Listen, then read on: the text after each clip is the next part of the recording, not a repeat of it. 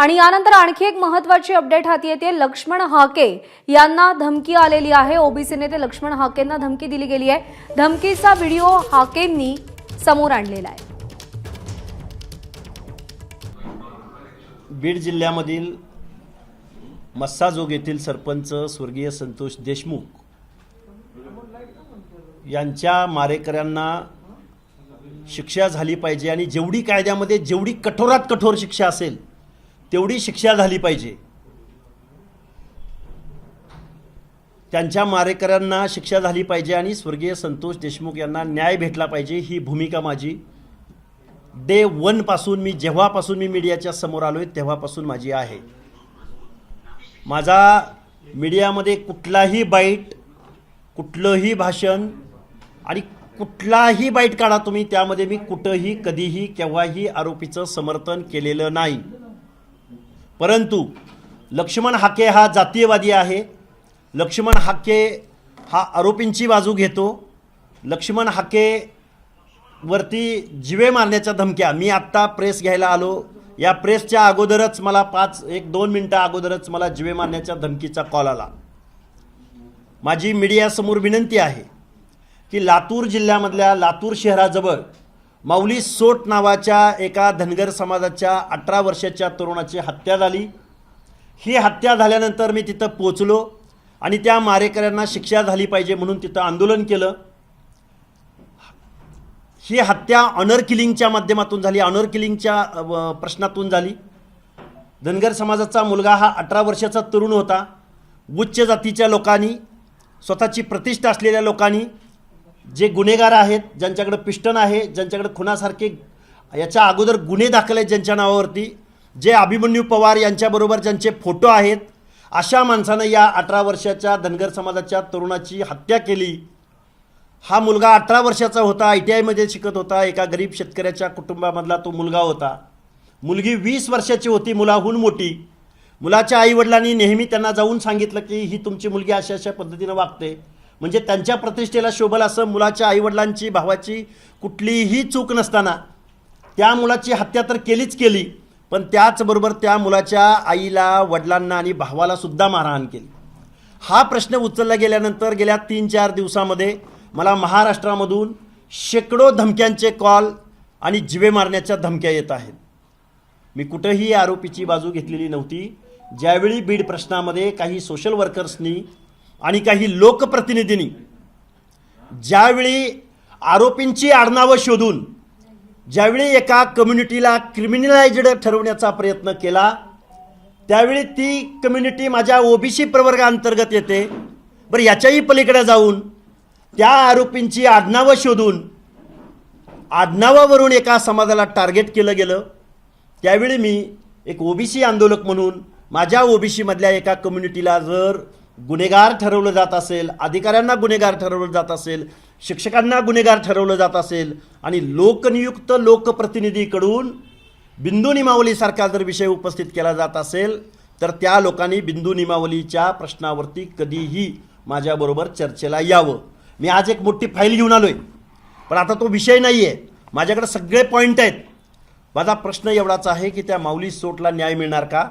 आणि लोकशाहीमधला चौथा स्तंभ असणाऱ्या या मीडियाला सुद्धा माझी विनंती आहे की फिल्मी डायलॉगबाजी करणारा एखादा लोकप्रतिनिधी तुम्हाला सकाळपासून संध्याकाळपर्यंत डायलॉगबाजी करतो म्हणून एका प्रकरणाला वेगळा न्याय आणि दुसरा ऑनर किलिंग, जात वर्चस्वाच्या भावनेतून एका मुलाची हत्या झाली, त्याला तुम्ही कव्हरेज देणार का?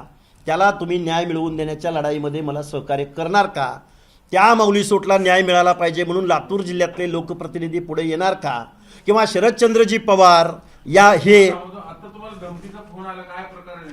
हा अननोन नंबर आहे, ट्रू कॉलरला त्याचं नाव येईलच, मीडियाला सुद्धा माहिती आहे। हा सातारा जिल्ह्यामधून फोन आलाय, मला जिवे मारण्याची धमकी दिली गेली। तू तुझं घरचं बघ, या भानगडीत पडू नको, तुझ्या मागं कुत्रं नाही। अरे माझ्या मागं कुत्रं नाही, कुणाच्या मागं कुत्रं आहे ते समाज ठरवेल ना। त्यामुळे जिवे मारण्याच्या धमक्या ह्या नित्याच्याच आहेत।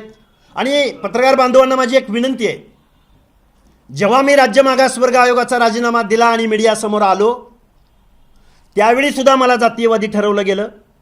जेव्हा मी छगनराव भुजबळांना टार्गेट करून ओबीसी बांधवांवरती हल्ले झाले मराठवाड्यामध्ये, ओबीसींची घरं जाळली गेली, ओबीसींची दुकानं जाळली गेली, नाभिक बांधव असेल, धनगर बांधव असेल, प्रत्येक ओबीसी बांधव जो ओबीसीच्या बाजूनं बोलत राहिला तेव्हा त्या ओबीसीवरती हल्ले झाले. त्यावेळी लक्ष्मण हाके पुढे आला. त्यावेळीही लक्ष्मण हाके जातीवादी होता. लक्ष्मण हाके उपोषणाला बसला त्यावेळीही लक्ष्मण हाके जातीवादी होता. लक्ष्मण हाकेने भुजबळांचं समर्थन केलं त्यावेळीही लक्ष्मण हाके जातीवादी होता. लक्ष्मण हाकेनं कुठंही स्वर्गीय संतोष देशमुखांच्या हत्येचं समर्थन केलं नाही, कुठंही आरोपींचं समर्थन केलं नाही. पण एका जातीला तुम्ही क्रिमिनलाइज्ड ठरवू नका, अधिकाऱ्यांना टार्गेट करू नका, शिक्षकांचा काय संबंध, असं ज्यावेळी लक्ष्मण हाके बोलला त्या दिवशी या महाराष्ट्रातल्या रोज मला कॉल आहेत जीवे मारण्याच्या धमक्यांचे. गाडीला कट मारला जातो, गाडीच्या पुढं लोक येतात, गाड्यांच्या आडवं लोक येतात. एखाद्या हॉटेलमध्ये चहा प्यायला जरी मी बसलो तरी 5 मिनिटात 10 मिनिटात तिथं माणसं गोळा होतात. हा जो प्रश्न आहे या महाराष्ट्रामधला, सामाजिक न्यायाची भूमिका घेत असताना जर अशी लोक बोलत असतील तर याची दखल मुख्यमंत्र्यांनी घ्यावी. आता जे अभिमन्यू पवार ज्यांचा तुम्ही उल्लेख केला ते मुख्यमंत्र्यांचेच कधी केस आणि आता आमदार सहकारी राहिलेले आहेत. तो जो आरोपी आहे कोण आहे, काय आहे, ते ऑनर क्लेमचा विषय काय तो? विषय असा आहे की साधारणपणे 2 महिन्यापूर्वी एका मुलाला प्रेम प्रकरण आहे म्हणून त्याच्या घरच्यांनी बोलवून घेतलं आणि 10-12 लोकांनी मारहाण केली. फक्त डोक्याचा भाग सोडला तर खालची सर्व हाडं खळखळी करण्यात आली. परत त्या मुलाला हॉस्पिटलला त्याचे कुटुंबीय घेऊन जात असताना 1.5 तास त्या मुलाला हात लावू दिला नाही. पोलीस आल्यानंतर त्याला हात लावला गेला. तो मुलगा 1.5 महिना हॉस्पिटलमध्ये मृत्यूशी झुंज देत होता. झुंज देता देता कालच्या 6 तारखेला त्याचा मृत्यू झाला. आई वडिलांनी तोपर्यंत 1.5-2 एकर जमीन विकून 20-25 लाख रुपये खर्च केले, पण तो मुलगा वाचला नाही. आणि परत 1.5 महिना त्या मुलाच्या आई वडिलाला, भावाला, त्याच्या भावकीतल्या माणसांना, चुलत्यांना, गावच्या सरपंचांना, तुम्ही या प्रकरणावर जर सत्तोवाच केलं, तुम्ही जर वरमान केली तर आम्ही तुम्हाला बघून घेऊ, अशा पद्धतीचं वातावरण त्या कुटुंबाबाबत घडलं. ज्यावेळी मुलाची डेथ झाली, 2ऱ्या-3ऱ्या दिवशी ज्यावेळी माती सावडायचा कार्यक्रम असतो त्या दिवशी सोशल मीडियामधून हे प्रकरण ज्यावेळी बाहेर आलं त्यावेळी आम्ही आवाज उठवायचा प्रयत्न केला आणि मग पोलीस स्टेशननं 6 आरोपींना अटक केली. अजून आरोपी बाहेर आहेत आणि त्याच्यावरती कुठली कलमं लावली जाणार आहेत, काय होणार आहे, त्याचं पुढं काय होणार आहे. आणि हे ऑनर किलिंगची हे प्रकरण आहे, प्रेम प्रकरण, सैराटची जी चित्रपटाची स्टोरी आहे ते प्रकरण आहे. आणि या प्रकरणावरती ना तिथला मीडिया बोलतोय ना तिथले लोकप्रतिनिधी बोलत आहेत. मी अभिमन्यू पवारांचं नाव यासाठी घेतलं, जो आरोपी आहे डुरे नावाचा आरोपी, त्या डुरे नावाच्या आरोपीचे पिस्टनसहित फोटो माझ्याकडे आता उपलब्ध आहेत. त्या माणसावरती खुनाचे गुन्हे दाखल आहेत. तो माणूस अवैध सावकारीचा धंदा करतो. त्याच माणसाचे फोटो अभिमन्यू पवारांबरोबर आहेत. आम्ही आता अभिमन्यू पवारांनी राजीनामा द्यावा असं लक्ष्मण हाके म्हणणार नाही. फोटो कुणाचेही कुणाबरोबरही असू शकतात. मी आता त्या आरोपीची जात, मी एवढ्या 4 दिवस झालं मीडियामध्ये लोकांना आव्हान करतोय, मी कधीही आरोपीची जात शोधली नाही. मी कधीही महाराष्ट्रातल्या धनगर कम्युनिटीच्या लोकांना असं म्हटलं नाही की आपल्याला यांच्या विरोधात मोर्चा काढायचा आहे. आमचा न्यायव्यवस्था आणि पोलीस प्रशासनावरती विश्वास आहे. पण लोकप्रतिनिधी अशा वेळी कुठे जातात? पुणे जिल्ह्यातल्या राजगुरुनगर येथे 2 गिरी गोसावी समाजाच्या लहान मुलींची हत्या झाली, त्यावेळी इथले लोकप्रतिनिधी कुठे जातात? पुण्यामध्ये कोयता गँग, आणि पुण्यामध्ये 1-2 दिवस असा नाही की जिथं कोयते गँगच्या माध्यमातून गुन्हे घडत नाहीत. त्या गँगवॉरबद्दल लोकप्रतिनिधी का बोलत नाहीत? असे अनेक प्रश्न आहेत. परंतु प्रश्न हा आहे की कुठंही आरोपीचं समर्थन केलेलं नसताना ओबीसीचा आवाज मानला गेला, ओबीसीच्या बाजूनं बोललो, ओबीसी जाती अंतर्गत येणाऱ्या एका प्रवर्गाच्या, एका कम्युनिटीच्या बाजूनं बोललो म्हणून लक्ष्मण हाके जर जातीवादी ठरत असेल, कोण जातीवादी ठरवत असेल आणि जातीवादी ठरवून मला धमक्या देत असतील तर मुख्यमंत्र्यांनी या गोष्टीची दखल घ्यावी. परभणीच्या सभेत नेमकं काय तुम्ही बोलत होता, एक जण कोणतरी येतोय तुमच्या हातातला माईक काढून घेतो, तिथे नेमकं काय झालं होतं? परभणीच्या सभेमध्ये गेल्यानंतर सूर्यवंशीच्या आईला आणि भावांना भेटलो. 1 तास भेट झाली, त्यांच्याबरोबर चांगल्या पद्धतीचं कम्युनिकेशन झालं. ज्यावेळी मी श्रद्धांजली व्हायला उभं राहिलो त्यावेळी तुम्ही फडणवीसांचे हस्तक आहात, हस्तक हा शब्द प्रयोग केला गेला. तुम्ही आरोपींची बाजू घेतली. माझी कुठंही बाईट अशी दाखवा की मी आरोपींची बाजू घेतली. माझी कुठंही बाईट अशी दाखवा की मी बीड प्रकरणामधल्या आरोपींच्या बाजूनं एखादी कुठं गोष्ट मांडली. तरीही मला एका कम्युनिटीची, म्हणजे अधिकाऱ्यांची, शिक्षकांची बिंदू निमावली काढली गेली. सोशल वर्कर्सकडून असं सांगितलं गेलं की बीड जिल्ह्यामध्ये एवढे अधिकारी गोपीनाथ मुंडेंच्या कालावधीमध्ये पोलिसामध्ये भरती झाले, प्रशासनामध्ये भरती झाले आणि मग हे सगळे अधिकारी बीडमध्ये आणले गेले. ही जी मोडस ऑपरेंडिटी होती ती एका कम्युनिटीला आरोपीच्या पिंजऱ्यात उभी करणारी होती. आता त्याचे पडसाद असे उमटत आहेत की एका तरुणाला ऊसतोडीचं ट्रॅक्टर, ऊसाचं ट्रॅक्टर भरून चाललेलं होतं. पुढून एक वंजारी समाजाचा तरुण आला, त्याला गाडी खाली घ्यायला लावली, त्याला काट्याने मारहाण झाली फक्त आडनाव ऐकून. तुम्ही पुण्यामधले सर्वजण पत्रकार आहात. पुण्यामधला एक MPSC करणारा एका ऊसतोड मजुराचा पोरगा ज्यावेळी लायब्ररीमध्ये तो आज जात होता त्यावेळी तिथल्या संयोजकानं, मॅनेजरनं त्याला विचारलं, तुझं गाव कुठलं? त्यानं सांगितलं मी बीड जिल्ह्यातला आहे. त्याला आडनाव विचारलं. आडनाव विचारल्यानंतर त्या मुलाला सांगितलं तुझ्याकडं पिस्तूल आहे का? ते पिस्तूल असेल तर तू बाजूला ठेव, बाहेर ठेव आणि मगच आतमध्ये ये. म्हणजे आरोपीला कधीही जात पात पंथ असत नाही.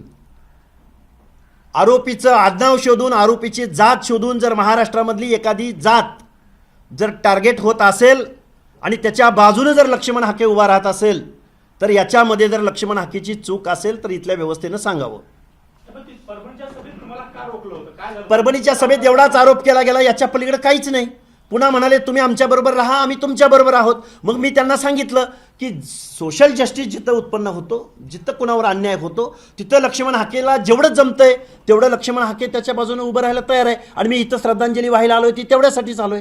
एवढंच झालं. बरं ठीक आहे, मग आम्ही तुमच्याबरोबर आहे आणि तुम्ही आमच्याबरोबर आहे, एवढाच विषय होता. याच्या पलीकडे काय विषय होता? काय हे बघा, तो मुलगा आहे, मी त्यालाही आणून उभं करतो, पण तो MPSC देतोय, परीक्षेचा अभ्यास करतोय, तो ट्रायलमध्ये आहे, आता प्रिलियम वगैरे पास झालेला आहे किंवा काय. त्या मुलाला मला इथं एक्सपोज पण करेनही तुमची जर इच्छा असेल तर सगळ्यांची. पोलिसात तक्रार मी देणारच आहे. मी आत्ता बोलतोय म्हणजे मीडिया समोर बोलतोयच ना. आत्ताही माझ्यावरती मला आता जिवे मारण्याचा कॉल आलाच की मीडियासमोर सगळे मीडियाचे प्रतिनिधी होते. मला एकच म्हणायचं आहे, हत्येचं कोणीही समर्थन करत नाही, पण एखादी हत्या घडल्यानंतर त्या आरोपींची जात शोधून जर तुम्ही कुणाला टार्गेट करणार असाल, कुणाला परत मग हत्या झाली म्हणून काय मग दुसऱ्यांच्या घरात घुसून मारणार का लोकांना तुम्ही? आणि मीडिया कव्हरेज देतं या गोष्टीला. आई बहिणीवरून शिव्या दिल्या जातात मीडिया समोर आणि मीडिया त्याला कव्हरेज देतं. आम्ही कुठंही कुठल्याही जातीच्या विरोधामध्ये. आता त्या माऊली सोट नावाच्या मुलाची हत्या झाली, मी आरोपीची जात एकदाही मीडियासमोर बोललो नाही, कारण लक्ष्मण हाकेची तेवढी वैचारिक दिवाळखोरी झालेली नाही की मी आरोपीची बाजू घेईन, कायदा आणि सुव्यवस्थेला चॅलेंज करेल.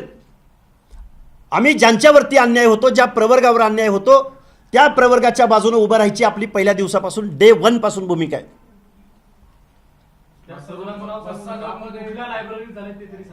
अहो म्हणजे तुम्हाला शोधायचं आहे का त्याचं करिअर?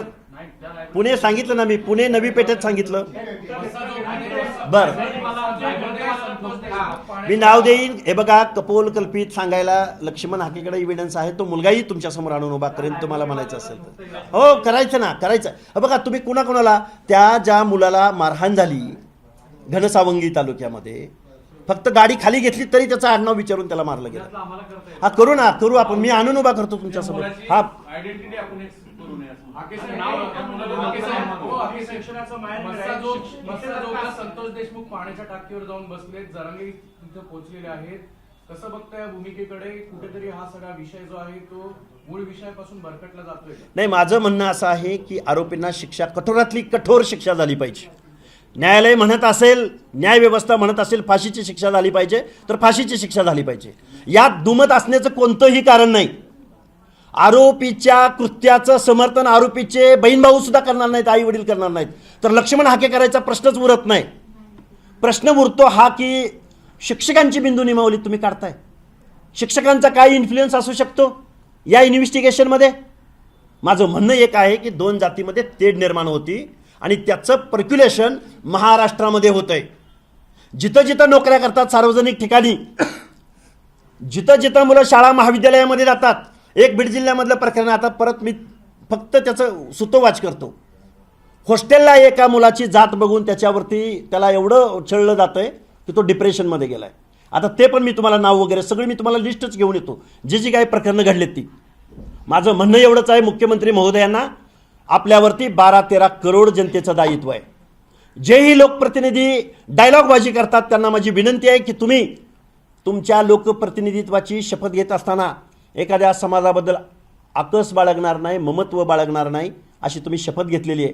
परंतु तुम्ही एखाद्या समाजाला टार्गेट करून बोलत असाल. माझ्या दम आहे, मी बघून घेईन. कुणाला बघून घेईन? कोण आहे नक्की पुढं टार्गेट? तुम्ही नाव निश्चित घेत नाही, पण तुम्हाला काय म्हणायचं नक्की? हा प्रश्न या महाराष्ट्रातले विचारवंत, तज्ज्ञ, नेते मंडळी या सगळ्या लोकांनी एकत्रित बसून संवाद साधला पाहिजे. नेतृत्वानी पुढे आलं पाहिजे, ना की याचं राजकारण करता कामा नये. जर या स्वर्गीय संतोष देशमुख यांच्या हत्येचं जर राजकारण होतंय असा माझा आरोप आहे, कारण आरोपीला शिक्षा झालीच पाहिजे या मताचा मी आहे. संतोष देशमुख यांच्या हत्येचा ज्यांच्यावर आरोप आहे त्यातल्या सर्वांना मोका लागलाय, फक्त अपवाद आहे वाल्मिक कराड यांचा. तुम्हाला काय वाटतं त्याच्यावरून आता नाही, मला असं वाटतं की जो आरोपी आहे मग कोणीही म्हणतोय, मी कुणाचंच नाव घेत नाही, कुणालाच एक्सक्यूज करत नाही. ज्याचंही नाव आहे त्याला त्याच्यावरती ज्या गोष्टी आहेत त्या झाल्या पाहिजेत. त्यातून एक्सक्यूज करायचं. आणि आम्ही आहोत कोण? न्यायव्यवस्थेने जर एखाद्यावर आरोप लावला तर तो आरोप नाही म्हणणारे आम्ही कोण आहोत? आम्ही वकील आहोत का? त्यामुळे आम्ही प्रतिवाद करायचा प्रश्न येतो कुठं?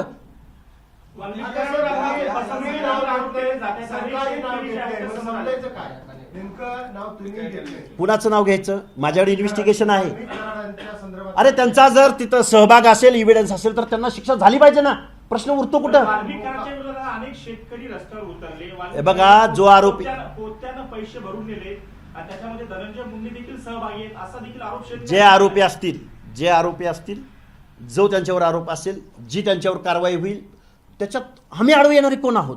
आमचं म्हणणं एकच आहे, फक्त एखाद्या कम्युनिटीला, शिक्षकांना, अधिकाऱ्यांना टार्गेट करू नका नावं घेऊन आणि त्या आडनावाची जात शोधून. तुम्ही उचल घेऊन बोलताय असं सुरेश दस म्हणतायत. कुणाची उचल घेऊन बोलू नका. कुणाची उचल घेतली? नाही, मी उचल ओबीसींची घेतली. माझा आता सांगतो ना, मी ओबीसींची उचल घेतली. मी आयोगाचा राजीनामा दिला त्यावेळी पण मला उचलच घेतली म्हणले.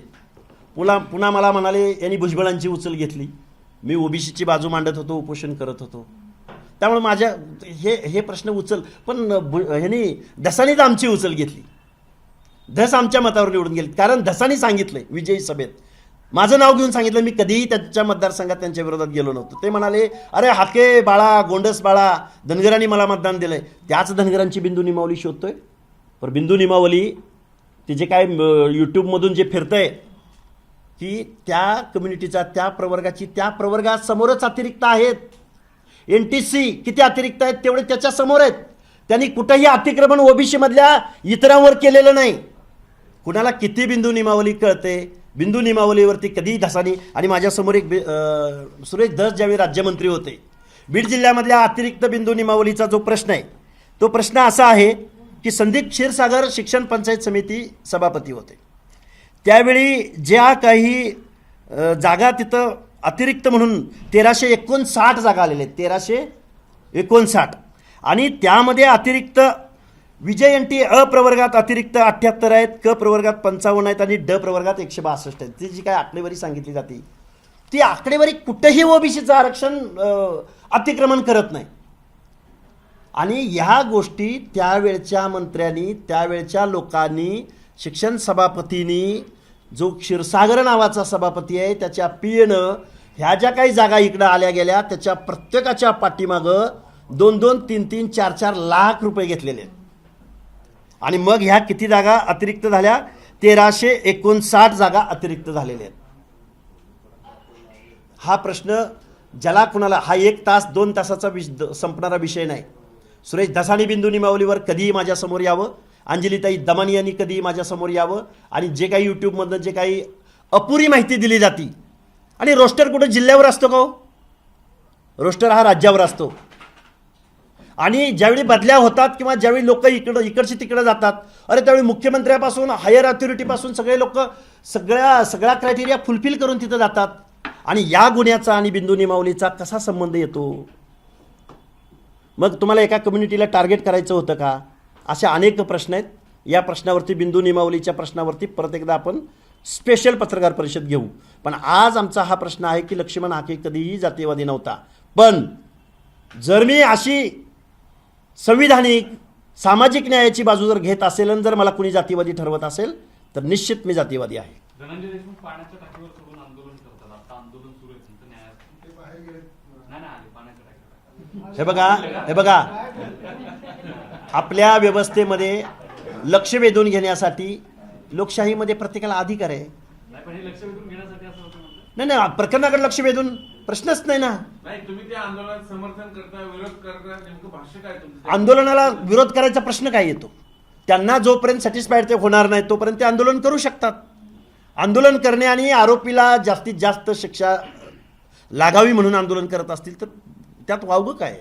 साहेब, धनंजय मुंडेंच्या राजीनाम्याची मागणी होती. वाल्मिक करारावर जे गुन्हे आणि उलट आता शेतकऱ्यांची फसवणूक केली आहे, तुम्हाला काय वाटतं, नैतिकता बाळगून धनंजय मुंडेंनी राजीनामा द्यायला पाहिजे का, जेणेकरून संपूर्ण प्रकरण जे आहे ते त्याची चौकशी व्यवस्थित होईल? तुम्हाला काय वाटते? हे बघा, धनंजय मुंडेंनी तो स्वतःचा प्रश्न विचारला पाहिजे. त्यांच्या पक्षप्रमुखांनी जर त्यांना तसं वाटत असेल तर तो त्यांच्या पक्षप्रमुखाचा निर्णय आहे. त्याच्याही पलीकडे जाऊन मुख्यमंत्री महोदयांना असं वाटत असेल तर त्यांनी तो वरिष्ठ मंडळी आहेत, मोठी आमदार खासदार मंत्री लेवलची. आत्ताच मला धमकीचा फोन आलता, तू हाय कोण, तुझ्या मागं हाय कोण आणि तू कशाला करतोय, तू तुझं घरदार बघ. मी कोण आहे त्यांचा राजीनामा द्या किंवा ठेवा किंवा नाही म्हणणारा. पण नैतिकता वगैरे ह्या सगळ्या गोष्टीत ह्या सगळ्या वरिष्ठ मंडळींनी ह्याचा विचार करायला पाहिजे की ज्याचा काहीतरी परिणाम होऊ शकतो किंवा त्याच्यामधून काहीतरी डिसिजन येऊ शकतं. किंवा त्यांनी या सगळ्या मंडळींनी पुढे येऊन सांगितलं पाहिजे की अशा पद्धतीनं तुम्ही वागू नका, असं आहे. जबाबदार लोकप्रतिनिधींनी पुढे आलं पाहिजे. महाराष्ट्र अस्वस्थ ठेवून तुम्ही कुठला विकास करताय, कुणाचा विकास करताय? इथं जर MPSC करणारा मुलगा असेल किंवा वसतिगृहात शिकणारा मुलगा असेल किंवा ऊसतोड मजूर करणारा मुलगा असेल किंवा अजून एक प्रश्न राहिला, त्याचंही मी तुम्हाला इव्हिडन्स देईन. परत म्हणाल की तो माणूस कोण, त्या गाडीचा नंबर काय. गाडीवरती मागं बिरुदेव मंदिर लिहिलं गेलं होतं, मागं बिरुदेव मंदिर. त्याची गाडी कुठं ओव्हरटेक झाली की नाही त्याची गाडी थांबवली गेली. मराठवाड्यातला विषय हा.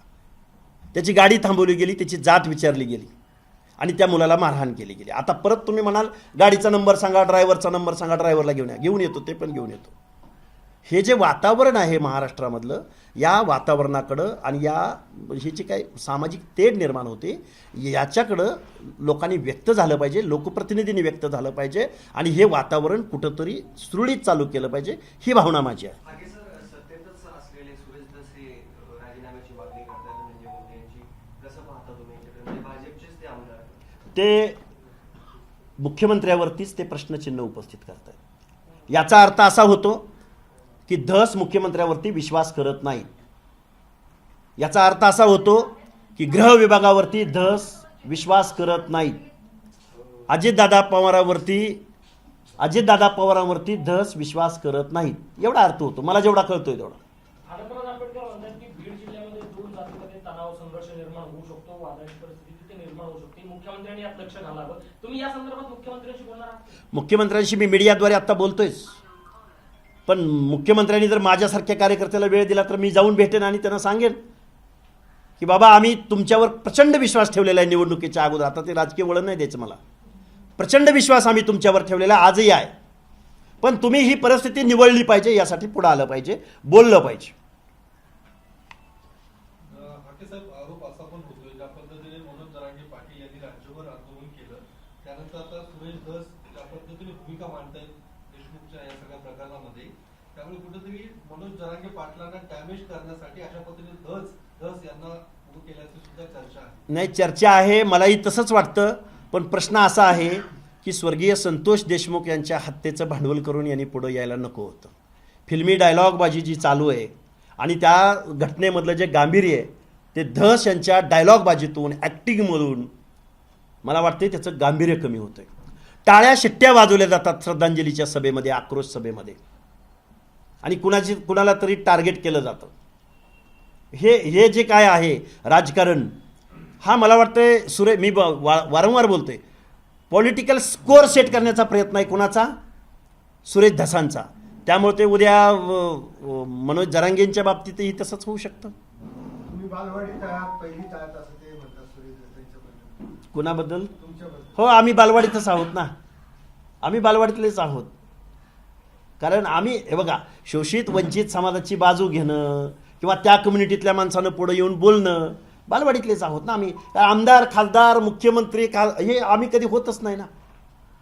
त्यामुळे आम्ही बालवाडीतलेच आहोत. ते त्यांचा अनुभव किती मोठा, इंटरनॅशनल लेवलचा अनुभव आहे त्यांचा, त्यामुळे त्यात काही विषयच नाही. नाही तसं मराठा समाजाने कोपडीनंतर देशमुख हत्याकांड मोर्चे काढले आहेत की लाखोने. आता लातूरात ऑनर किलिंग झाले धनगर समाजाचे युवक असं. तुमची काय भूमिका आहे? तुम्ही ओबीसी नेते आहात, तुम्ही मोर्चे काढणार आहात, तसे जातीय मोर्चे, मग त्यांच्यात तुमचं काय? आम्ही आत्तापर्यंत 6 आरोपींना अटक करण्यात आम्ही यशस्वी झालेलो आहोत. पण त्यांना कुठली कलम लावली जाणार आहे, त्यांना शिक्षा होणार आहे का ते सुटणार आहेत? कारण त्याच आरोपीचा फोटो अभिमन्यू पवार यांच्याबरोबर आहे. त्यामुळे हेच अभिमन्यू पवार लातूर जिल्ह्यातनं बीडला जातात आणि म्हणतात आम्ही कोपर्डी 2 करू, म्हणजे कोपर्डीप्रमाणे मोर्चे निघतील. मग अभिमन्यू पवाराला बीड जिल्ह्यामधल्या एका प्रकरणाबद्दल न्याय द्यावा असं वाटतो. त्यांचं स्वागत आहे की एका हत्येच्या विरोधात ते तिथं जात आहेत. पण त्यांना लातूर शहरापासून 20 किलोमीटर अंतरावर टाकळी म्हणून गाव आहे, तिथल्या प्रकरणामध्ये जावं असं वाटत नाही. यामधून तुम्हीच बोध घ्यावा म्हणून मी अभिमन्यू पवारचं नाव घेतोय.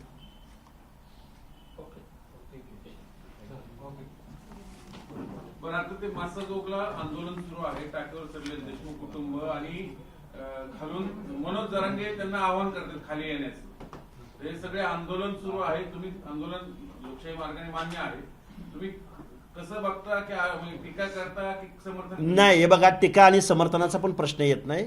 महाराष्ट्राच्या मुख्यमंत्र्यांनी, गृह विभागानं, अजून कोण काय असतील जबाबदार पर्सन, त्या लोकांनी पुढे आलं पाहिजे आणि हे वातावरण लवकरात लवकर त्यांच्या मनामध्ये विश्वास निर्माण केला पाहिजे आणि महाराष्ट्रातलं टोटल वातावरण त्यांनी सुरळीत केलं पाहिजे. मी कोण आहे? मी आंदोलक आहे, मी माझी भूमिका मांडतोय. मग माझा जेवढा इन्फ्लुएन्स आहे तेवढाच त्याचा रिझल्ट भेटेल. पण जी जबाबदार माणसं आहेत, अन्सरेबल आहेत, उत्तरदायित्व ज्यांच्या खांद्यावर आहे, त्या माणसांना गप्प बसून कसं चालेल? तर पवार म्हटलं की हे सगळं वातावरण निवडायला एकटे मुख्यमंत्री जबाबदार नाहीत, आपणही सगळ्यांनी केलं पाहिजे. पण आता ज्या पद्धतीने हॉस्टेलवरील मुलांना टार्गेट केलं जातं, एकटं पाडलं जातं जातीच्या मुद्द्यावरून, त्यावर काय? यावर हीच भूमिका आहे की ह्या सगळ्या लोकांनी पुढे आलं पाहिजे. आणि राजकारणाच्या बाहेर कोण व्यक्ती आहेत की नाही या महाराष्ट्रामध्ये, त्या माणसांनी खरं तर पुढे यायला पाहिजे. जर चला राजकारणी बोलायला लागला की त्याची लगेच पक्ष शोधला जातो, त्याचं मग मागचं पुढचं शोधलं जातं. पण दुसरे कोण माणसं आहेत की नाही, सामाजिक क्षेत्रात काम करणारी माणसं आहेत की नाही, ती पुढे येणार आहेत की नाही? आणि बीड जिल्ह्यामधली परिस्थिती दिसते तेवढी सोपी नाही. मी त्या बीड जिल्ह्यामध्ये फिरतोय, लातूर जिल्ह्यामध्ये फिरतोय, धाराशिव जिल्ह्यामध्ये फिरतोय. लोकांचं आडनावं बघून म्हणजे आरक्षणाच्या आंदोलनाच्या वेळी जी परिस्थिती होती त्याच्यापेक्षा 10 पट स्फोटक परिस्थिती बीड जिल्हा, लातूर जिल्हा, धाराशिव जिल्हा, छत्रपती संभाजीनगर जिल्हा या जिल्ह्यामध्ये आहे, जालना जिल्हा, परभणी जिल्ह्यामध्ये आहे. प्रत्येकाकडे त्या जात भावनेतून पाहिलं जात आहे. कोण जबाबदारी याला इथली व्यवस्था जबाबदार आहे. जे अन्सरेबल आहेत, ज्यांच्या खांद्यावर उत्तरदायित्व आहे, त्या माणसांनी पुढे येऊन लवकरात लवकर या परिस्थितीचं निराकरण केलं पाहिजे. लातूर प्रकरणात अभिमन्यू पवारचं नाव घेत आहेत, बीड प्रकरणात धनंजय मुंडेंचं नाव येत आहे. सरकारमधले 2 आमदार, 1 मंत्री आहे, कुठेतरी गृहमंत्र्याचं अपयश असं वाटत नाही. पण त्यांनी मला अभिमन्यू पवार असतील किंवा धस असतील किंवा अजून कोण असतील सत्तेतले आमदार, सत्तेतल्या लोकांवर या सगळ्या मंडळींचा विश्वास नाही का? ते कुणाच्या विरुद्ध प्रश्न धस उपस्थित करतायत? मुख्यमंत्र्यांच्या विरोधात ना. मग मुख्यमंत्र्यांनी बोललं पाहिजे ना. स्वपक्षीय आमदार ज्यावेळी स्वपक्षातल्या मुख्यमंत्र्यावर टीका करतो, किती मोठी गंभीर गोष्ट आहे. विरोधी पक्षनेत्याची जबाबदारी धस साहेब पार पडतात, शुभेच्छा आहेत त्यांना माझ्या. पण त्या परिस्थितीचं गांभीर्य घालवू नका. नाही, तुमचं काय मत आहे? गृहमंत्र्याचा प्रश्न आहे का हे सगळं चाललंय ते? प्रश्नच नाही. मी काय म्हणतोय मगापासून की यांनी पुढे आलं पाहिजे आणि ही परिस्थिती सांभाळली पाहिजे. कारण भाजपचं स्वार्थ आहे याच्यात, मराठा ओबीसी झाल्यामुळे त्यांना इलेक्शन यात कुणीही यामध्ये राजकारण कुणीही करू नये. यामध्ये राजकारण कुणीही करू नये. आता कुठल्याही माझी त्यांना विनंती आहे, बाबांनो, आता कुठल्याही निवडणुका नाहीत, तुम्ही वास्तव आणि फॅक्टवरती काम करा. आता कुठलीही निवडणूक नाही. आरोपीला आरोपी म्हणा आणि ही जी काही सामाजिक परिस्थिती निर्माण झाली याच्यावरती तोडगा काढा. धन्यवाद. थँक्यू सगळ्यांचे. एबीपी माझा, उघडा डोळे बघा नीट.